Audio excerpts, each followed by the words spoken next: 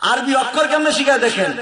আয় ছেলেরা আয় মেয়েরা ব্ল্যাক বোর্ডের কাছে আলিফ বাতা শিক্ষার একটি সুন্দর নিয়ম আছে। উপর থেকে চক ধরে নিচে দিলাম টান, কেমন সুন্দর আলিফ হইল দেখরে ভাগ্যবান। ডান দিকে চক ধরে বাম দিকেতে যা, নিচে একটা নক্তা দিলে হয়ে যায় রে বা।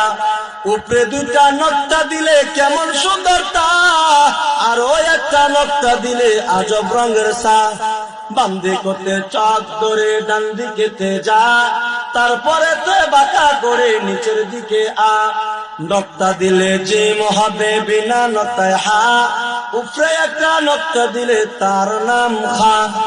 ডান হাত খানি বাঁকা করলে যেমন রূপ হয়, ওই রূপেরই বাঁকা রেখায় দাল বন্ধু হয়।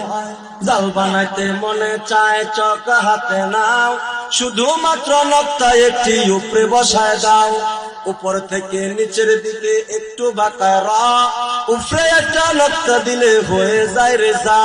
তিনটি দন্ত পেটটি নিচে গুল করিলে সিন, উপরে তিনটা নক্তা দিলে তার নাম সিন। মাথা মোটা পেটটি নিচে গুল করিলে সাদ, উপরে একটা নক্তা দিলে তার নাম দাদ। চাঁদের মায় বুড়ির মাথা বৈশায় আছে আইন, আইনের মাথায় বোঝা দিলে হয়ে যায় রে গাইন।